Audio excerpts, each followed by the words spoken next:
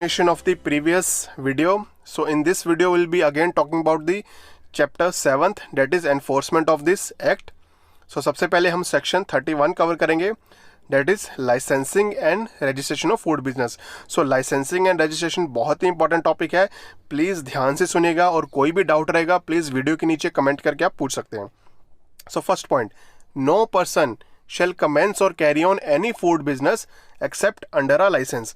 So this is a self-explanatory point कि India में कोई भी फूड बिजनेस ऑपरेटर बिना वैलिड लाइसेंस के अपना फूड बिजनेस स्टार्ट नहीं कर सकता.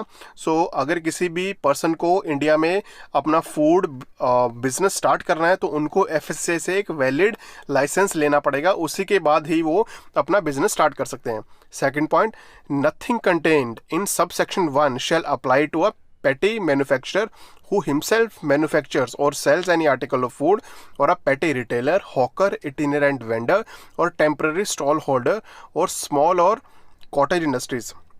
सो यहाँ पे second point is very important. देखिए, सबसे पहले तो हमने बात की कि लाइसेंस के अलावा आप बिजनेस स्टार्ट नहीं कर सकते, लेकिन लाइसेंस के अलावा एक सेकंड यहाँ पे प्रोविजन है, जैसे कि बड़े बिजनेस जो हैं, जैसे कि अमूल है, लाइक मदर डेयरी है, या फिर कैडबरी है, जितने भी बड़े बिजनेसेस हैं उनको लाइसेंस लेना पड़ेगा.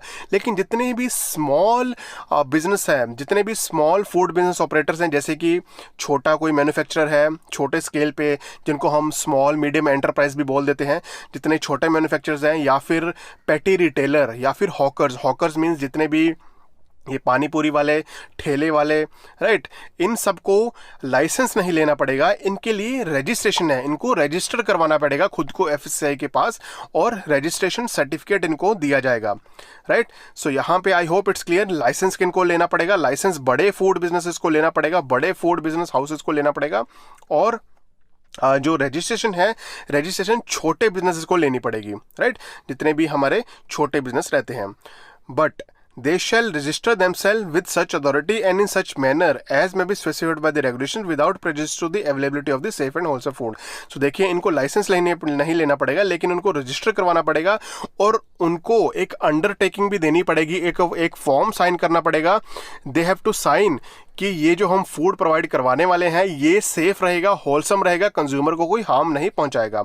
सो ये एक अंडरटेकिंग रिटर्न में इनको नोट देना पड़ेगा. जितने भी हमारे ये ठेला वाले रहते हैं छोटे, राइट, ये सभी हॉकर्स रहते हैं, इटिनरेंट वेंडर्स रहते हैं, या फिर टेम्पररी स्टॉल्स लगाई जाते हैं, इन सबको एक रजिस्ट्रेशन सर्टिफिकेट दिया जाएगा, और इनको एक अपनी जो कि है देना पड़ेगा एक रिटर्न में कि हम सेफ फूड प्रोवाइड करवाएंगे, right. I hope it's clear.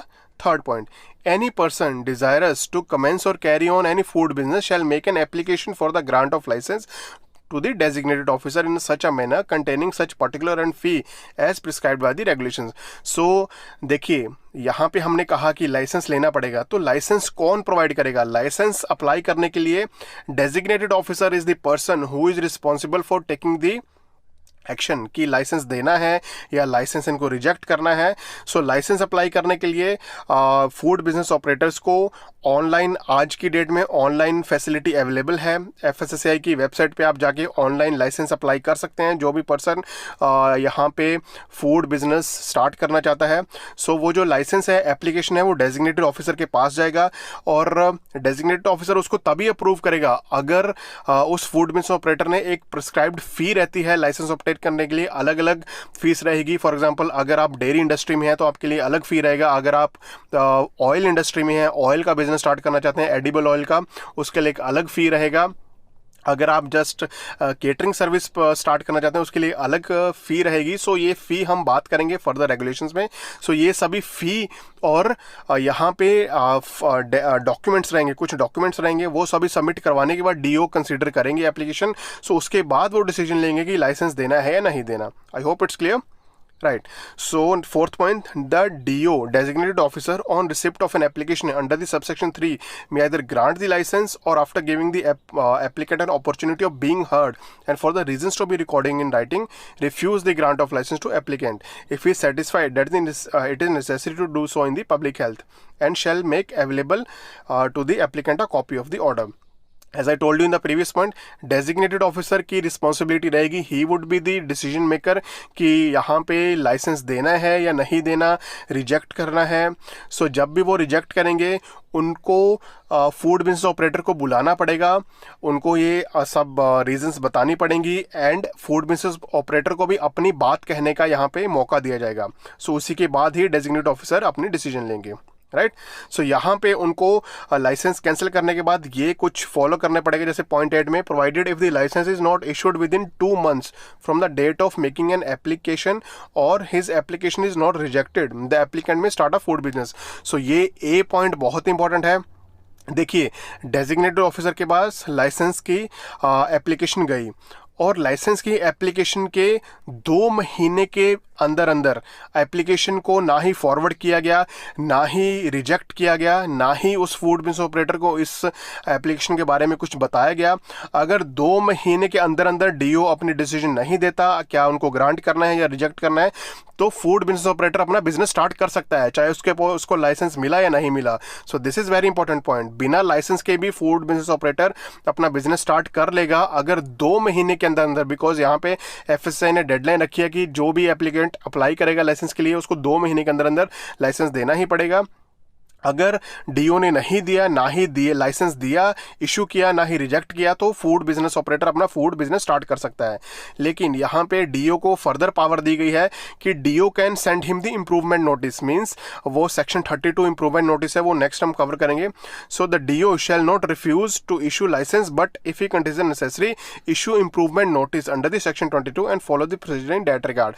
So improvement notice में जो कि है फूड सेफ्टी ऑफिसर को सेंड किया जाता है उस यूनिट की इंस्पेक्शन करने के लिए. अगर कोई इश्यूज है उनको फूड बिजनेस ऑपरेटर को कहा जाता है कि उन इश्यूज को रेक्टिफाई करें. वो सेक्शन 32 हम कवर करेंगे नेक्स्ट पॉइंट में.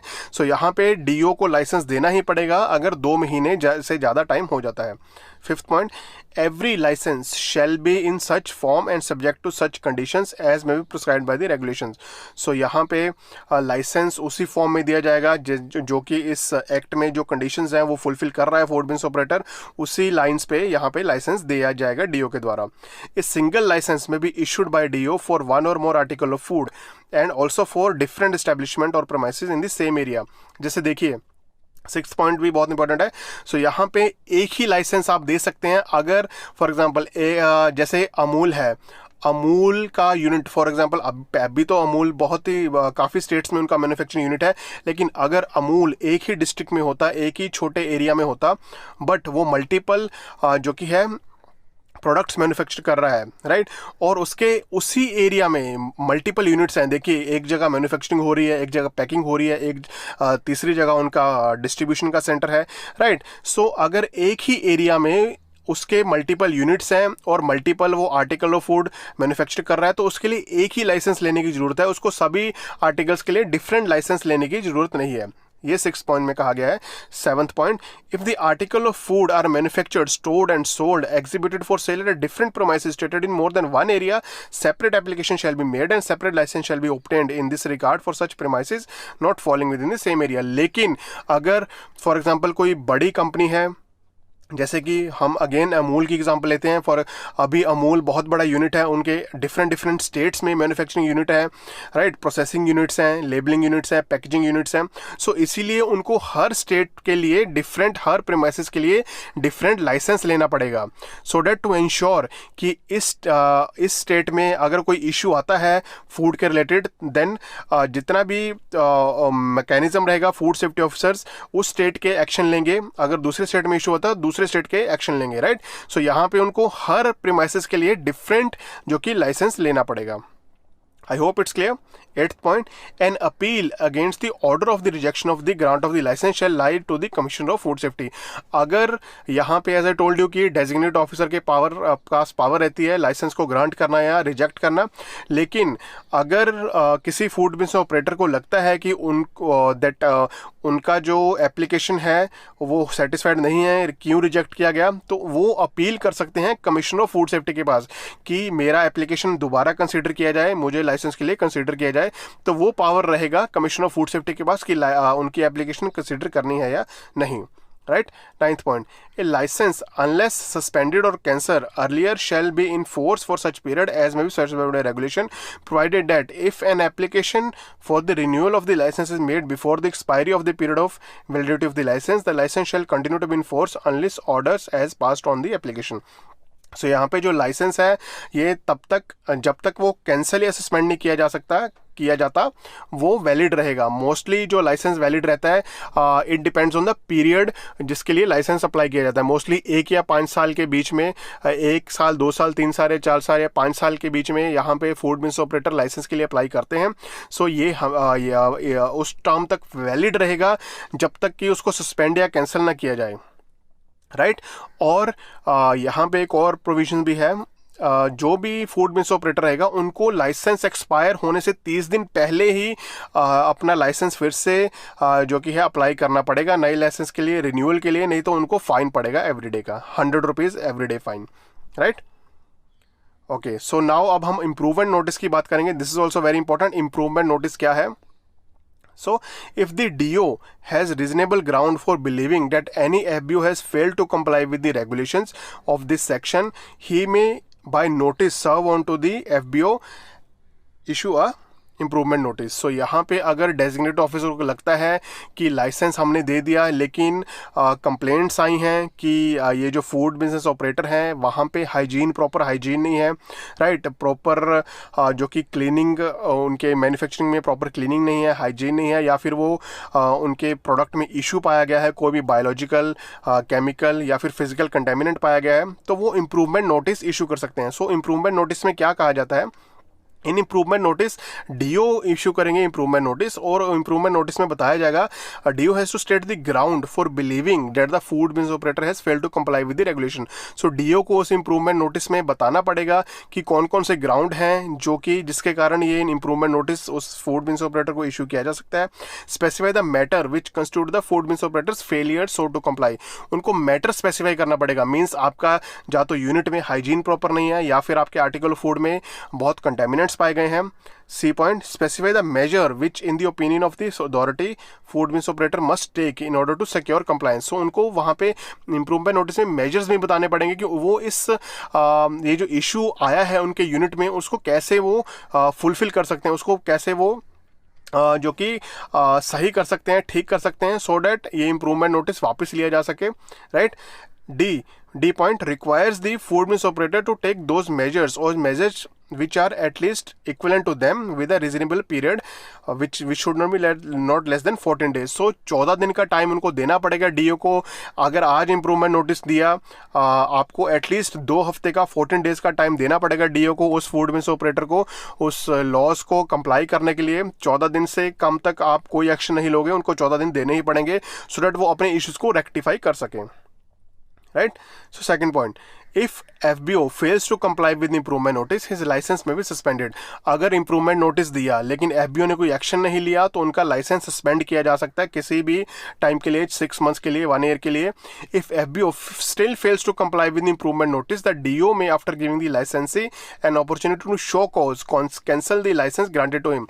देखिए इम्प्रूवमेंट नोटिस दिया, इम्प्रूवमेंट नोटिस देने के बाद भी 14 दिन के अंदर अंदर कोई एक्शन नहीं लिया तो उनका लाइसेंस सस्पेंड किया जाएगा. लेकिन लाइसेंस सस्पेंड करने के बाद भी उन्होंने कोई एक्शन नहीं लिया और फूड बिजनेस अपना जो वो कंटिन्यू कर रहे हैं तो उसके बाद डीओ उनका लाइसेंस ही कैंसिल कर सकता है. ये जो कि पावर रहेगी डीओ के पास, वो उनका पूरा लाइसेंस कैंसिल कर सकता है, राइट. लेकिन यहाँ पे लाइसेंसी को एक नोटिस दिया जाएगा कि आप अपनी वजह बताइए, शो कॉज में वजह बताइए कि आपने एक्शन क्यों नहीं लिया गया. ये डीओ की रिस्पॉन्सिबिलिटी रहेगी. Provided that the DO may suspend licence forthwith in interest of public health for the reasons to be recorded in writing. DO के पास ये भी पावर रहती है कि वो भी लाइसेंस को इमीडिएटली भी कैंसिल कर सकता है in the interest of public health. So जनहित में अगर पब्लिक इंटरेस्ट में है कि ये फूड पब्लिक के लिए हार्मफुल रह सकता है तो इमीडिएटली लाइसेंस को भी वो कैंसिल कर सकता है, right. Fourth point, any person who is aggrieved by the improvement notice or refusal to issue a certificate as to improvement, cancellation or suspension or revocation of the license under this act may appeal to the Commission of Food Safety, whose decision there shall be final. So अगर improvement notice दिया गया और food business operator ने उसको ऊपर action लिया, right. Action लेने के बाद एक सर्टिफिकेट दिया जाता है डीओ के द्वारा, जो कि है सर्टिफिकेट दिया जाएगा कि हाँ इस फूड मिस ऑपरेटर ने प्रॉपर जो गाइडलाइंस थी उनको फॉलो किया, सो उसके लिए एक सर्टिफिकेट दिया जाएगा।